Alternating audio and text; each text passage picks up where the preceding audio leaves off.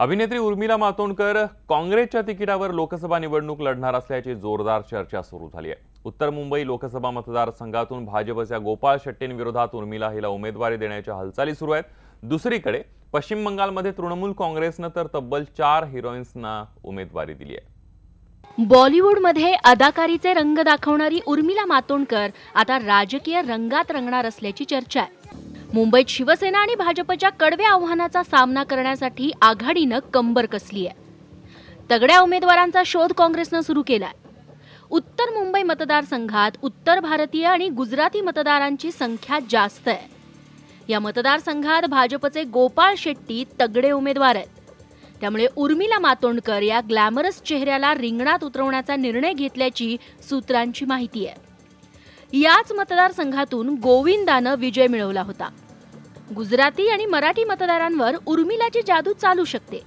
Urmila celebrity आहे आणि तिची पाटी कोरी आहे, हा तिचा प्लस पॉइंट ठरेल। सेलिब्रिटीचा निश्चितपणे परिणाम होतो। गोविंदा जसा काँग्रेसने गोविंदाला उमेदवारी दिली तसंच भाजपने अनेक सेलिब्रिटीजना उमेदवारी दिलेली आहे। कलकत्त्यामध्ये पश्चिम बंगालमध्ये ममता बॅनर्जींनी अनेक सेलिब्रिटीजना उमेदवारी दिलेली आहे। राष्ट्रवादीने अमोल कोल्हेसारख्या चर्चेत असणाऱ्या सेलिब्रिटीला उमेदवारी दिलेली आहे। त्याच्यामुळे सेलिब्रिटीचा निश्चितपणे फायदा होतो। त्याचात सगळ्यात महत्त्वाचा फायदा असा आहे की त्यांची पाटी कोरी असते राजकारणातली। त्याच्यामुळे त्यांना ते जे काही सांगतील ते आम्हाला करून दाखवायचं आहे असंच सांगतील। आसावरी जोशी आणि शिल्पा शिंदे यांच्या नावांचीही उत्तर मुंबईतून उमेदवारीसाठी चाचपणी झाली। अखेरीस उर्मिला मातोंडकर हिला रिंगणात उतरवण्याचा निर्णय झालाय। एकंदरीतच ही लोकसभा निवडणूक चांगलीच ग्लॅमरस होतीये। अरे रामा ये क्या हुआ तुम हमें ऐसे सताने लगे अशी एकेकाळी उर्मिला रंगीला चित्रपटामध्ये गाणं म्हणताना दिसली होती। आता उर्मिला राजकीय पदार्पणामध्ये यशस्वी होणार का? बॉक्स ऑफिसवर हिट झालेली उर्मिला राजकारणाच्या क्षेत्रावर यशस्वी होणार का, याकडेच लक्ष लागलेलं आहे। पश्चिम बंगालमध्ये तृणमूल काँग्रेसनं तब्बल 4 अभिनेत्री निवडणुकीच्या रिंगणात उतरवल्या।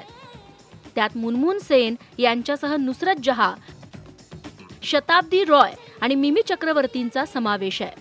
आता या अभिनेत्रींसह रंगीला गर्ल उर्मिला मातोंडकर विजयाचे रंग उधळेल का, याकडे सगळ्यांचं लक्ष लागलंय। सागर कुलकर्णीसह bureau report, news 18 Lokmat, Mumbai. त्यामुळे बॉक्स ऑफिसवर जशी उर्मिलाची जादू चालली तशीच राजकीय पटलावरही तिची जादू चालते का हे बघावं लागणार आहे। बघूया पुढची बातमी।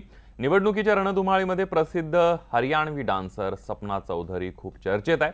सपना चौधरी काँग्रेसमध्ये जाऊन हेमा मालिनींच्या विरोधात लोकसभेच्या रिंगणात उतरणार अशी जोरदार चर्चा होती, पण खुद्द तिनंच या बातम्यांचं खंडन केलंय। आता सपना चौधरीचा एक फोटो व्हायरल झालाय, त्यात ती दिल्लीचे भाजप अध्यक्ष मनोज तिवारी यांच्यासोबत दिसते। त्यामुळे सपना आता भाजपमध्ये जाणार असल्याची शक्यता वर्तवली जाते। सपना काँग्रेसमध्ये जाणार नाही असं तिनं सांगितल्याचं मनोज तिवारी यांनी सुद्धा स्पष्ट केलंय। काँग्रेसच्या सरचिटणीस आणि पूर्व उत्तर प्रदेशच्या प्रभारी प्रियंका गांधी अयोध्येच्या दौऱ्यावर जाणार आहेत। उद्यापासून प्रियंका अयोध्या, अमेठी, रायबरेली आणि बाराबंकीच्या दौऱ्यावर जाणार आहेत। बघूया एक रिपोर्ट। शिवभक्तीनंतर आता रामभक्ती, काशी यात्रेनंतर आता अयोध्यावारी, प्रयाग ते काशी पर्यंतची गंगा यात्रा, माता विंध्यवासिनी आणि काशी विश्वनाथाचं दर्शन। प्रियंका गांधी सुद्धा त्याच मार्गावर आहेत जो मार्ग राहुल गांधींनी पत्करला। निवडणुकीच्या तोंडावर टेम्पल रन, हे स्पष्ट झालं की सॉफ्ट हिंदुत्व आता काँग्रेसचा अजेंडा बनलाय। त्याच अजेंड्याचा भाग म्हणून प्रियंका गांधी अयोध्याच्या दौऱ्यावर जात आहेत। आतापर्यंत अयोध्या हा भाजपचा निवडणुकीचा मुद्दा होता, आता काँग्रेसनंही अयोध्यावारी सुरू केली आहे। हनुमान जी के दर्शन करने आ रही हैं तो हमें दर्शन करें, जब दर्शन करके जाएं।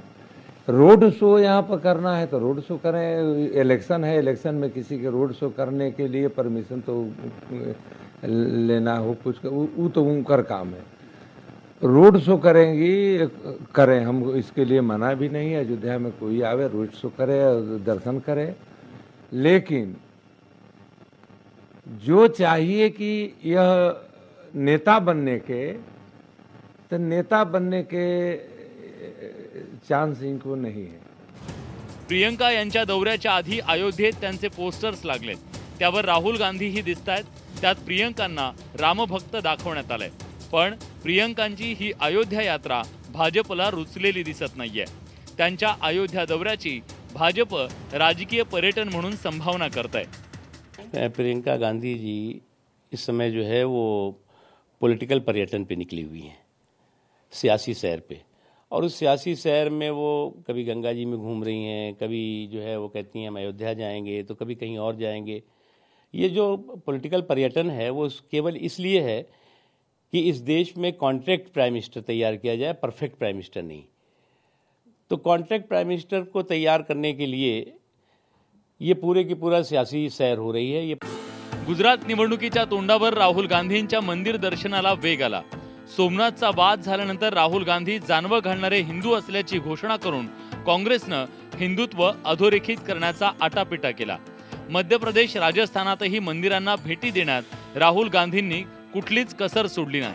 आता 2019च्या निवडणुकीत राम मंदिराचा मुद्दा मागे पडला असला तरी हिंदू मतं आपल्याकडे वळवण्यासाठी काँग्रेसला रामाचा धावा महत्त्वाचा वाटतोय। हिंदुत्वाचा हा जागर काँग्रेसला भाजपसारखेच अच्छे दिन आणणार का याचा फैसला काळच करेल। Bureau report, news 18 Lokmat. आता काँग्रेसनं पुन्हा एकदा गरिबी हटावचा नारा देत गरिबांची मतं मिळवण्यासाठी चंग बांधलाय आणि त्यासाठी गरिबांच्या खात्यामध्ये दरवर्षी 72,000 रुपये देण्याची घोषणा करत राहुल गांधींनी मोदींना शह देण्याचा प्रयत्न केलाय। काँग्रेसचा पुन्हा गरिबी हटावचा नारा, आजीची घोषणा नातवाला तारणार। गरिबी हटावमुळे काँग्रेसचा वनवास संपणार। 20% सबसे गरीब परिवारों को, हर जात, हर धर्म, हर भाषा के गरीब परिवारों को 72,000 रुपए साल के उनके बैंक अकाउंट में सीधा डाल दिया जाएगा। 2019 ची निवडणूक जिंकण्यासाठी काँग्रेसने आपलं खूप जुनं आणि हुकुमी असं गरिबी हटावचं शस्त्र पुन्हा एकदा बाहेर काढलंय। काँग्रेस सत्तेत आल्यास गरिबांना वर्षाला 72,000 रुपये देण्याची मोठी घोषणा राहुल गांधींनी केली आहे। प्रत्येक कुटुंबाचं उत्पन्न किमान 12,000पर्यंत करण्याचा उद्देश आहे। ज्यांचं उत्पन्न 6,000 आहे त्यांना काँग्रेस 6,000 अधिकचं देणार आहे। देशातल्या 5 कोटी कुटुंबांना म्हणजेच 25 कोटी लोकांना याचा फायदा मिळणार आहे। आधी पायलट प्रोजेक्ट राबवून नंतर देशभरात हे लागू केलं जाणार आहे। देशातल्या सर्वाधिक गरीब अशा 20% लोकांना याचा फायदा होईल। देशातली गरिबी समूळ नष्ट करण्याची भीष्म प्रतिज्ञा राहुल गांधींनी केली आहे, पण काँग्रेस ही योजना कशी राबवणार याबद्दल मात्र त्यांनी काहीही स्पष्ट केलं नाही। 5 करोड़ फैमिलीज, 25 करोड़ लोगों को डायरेक्ट इस स्कीम का फायदा मिलेगा। शेतकऱ्यांना मोदी सरकारने वर्षाला 6,000 रुपये देण्याचा वायदा केलाय। त्याला उत्तर म्हणून राहुल गांधी गरिबांना महिन्याला 6,000 रुपये देणार आहेत, पण एवढा पैसा आणणार कुठून हा लाख मोलाचा प्रश्न आहे। 1971 मध्ये आपल्या आजी इंदिरा गांधींनी आणि त्यानंतर राजीव गांधींनीच दिलेला नारा पुन्हा एकदा राहुल गांधींनी दिलाय। या घोषणेमुळे 1971च्या निवडणुकीत इंदिरा गांधींना जोरदार यश मिळालं होतं। कदाचित तोच इतिहास पुन्हा एकदा घडण्याची अपेक्षा राहुल गांधींना असावी, पण योजनेचं आणि काँग्रेसचं भवितव्य मात्र काँग्रेसच्या निवडणुकीतल्या कामगिरीवरच अवलंबून आहे। Bureau report, news 18 Lokmat. आपण बघितलं काँग्रेसनं आपलं हुकमी अस्त्र बाहेर काढलेलं आहे, गरिबी हटाव। पाहूयात इंदिरा गांधी आणि राहुल गांधींच्या घोषणेमध्ये किती साधर्म्य आहे। गरिबी हटावची घोषणा पहिल्यांदा 1971 साली इंदिरा गांधींकडून करण्यात आली होती।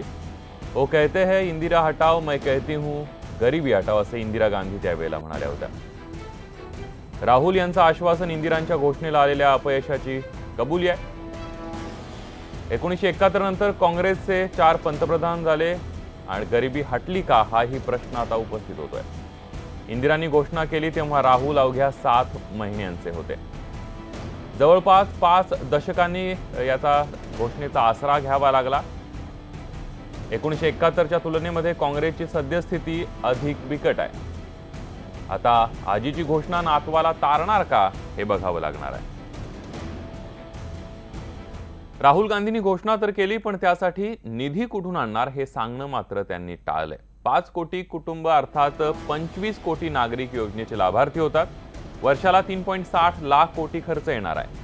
कित्येक मंत्रालयांच्या वार्षिक बजेटपेक्षा हा आकडा अधिक आहे. राहुल गांधी 3.60 लाख कोटींची तरतूद कशी करणार हाही प्रश्न आहे.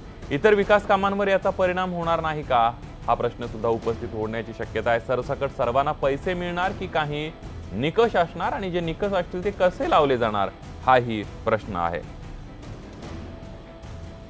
तर विविध निवडणुकीतल्या आकर्षक घोषणा कोणकोणत्या असतात त्यावर एक नजर टाकूयात. 1951 मध्ये काँग्रेसनं घोषणा दिली नया भारत बनाएंगे. तर 1971 मध्ये काँग्रेसनं घोषणा दिली गरीबी हटाओ. 1990 ची घोषणा होती काँग्रेसची ना जात पर ना पात पर मोहर लगेगी हाथ पर. 1998 ला भाजपची घोषणा होती अब की बारी अटल बिहारी. तर 2014 मध्ये भाजपची घोषणा होती अब की बार मोदी सरकार. आणि त्यानंतर 2014 मध्येच भाजपची घोषणा आपण बघतोय अच्छे दिन आने वाले हे या घोषणेवर मोदी सरकार निवडून आलेलं होतं. दरम्यान काँग्रेसच्या या घोषणेवर केंद्रीय अर्थमंत्री अरुण जेटलींनी जोरदार टीका केली आहे. कांग्रेस पार्टी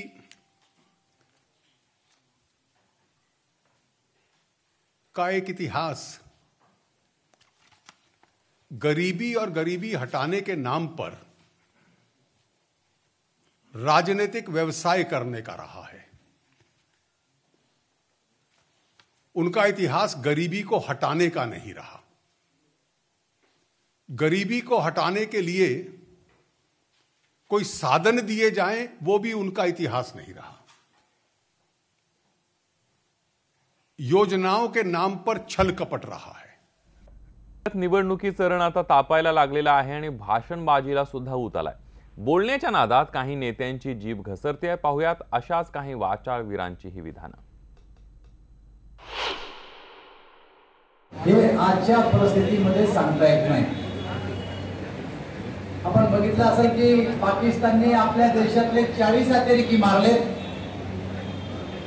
आणि देशामध्ये प्रचंड रोष निर्माण झाला.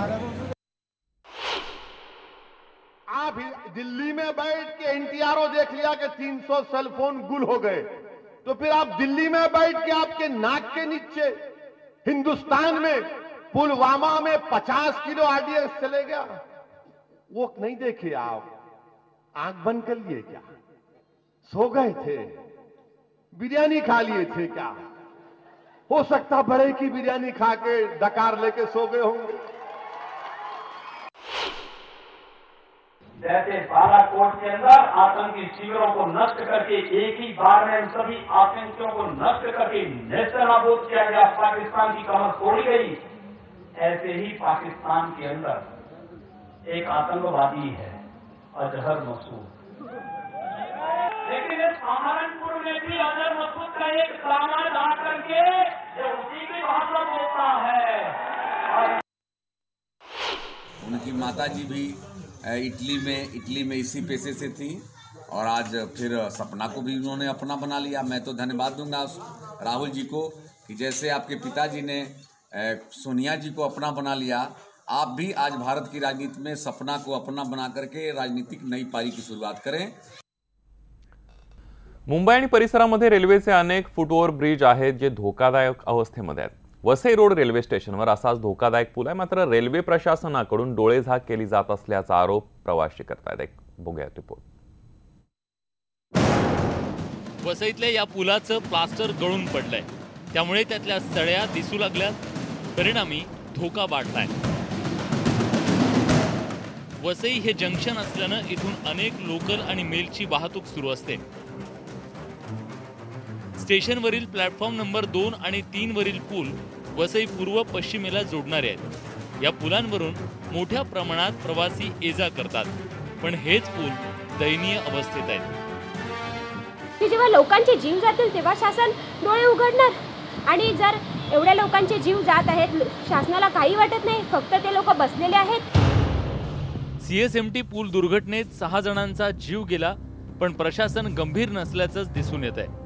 एल्फिस्टन पूल दुर्घटनेनंतर मुंबई सीएसटी मधील सीएसएमटी ब्रिज कोसळला आणि त्यात अनेक लोकांचे बळी गेले. असं असताना सुद्धा वसईतील रेल्वे प्रशासन जागा झालेलं नाही. आपण हे पाहू शकता की हे ब्रिज आहे, हे खालच्या बाजूने पूर्णतः सळ्या दिसत आहेत, तरीसुद्धा रेल्वे प्रशासन जाग आलेली नाही.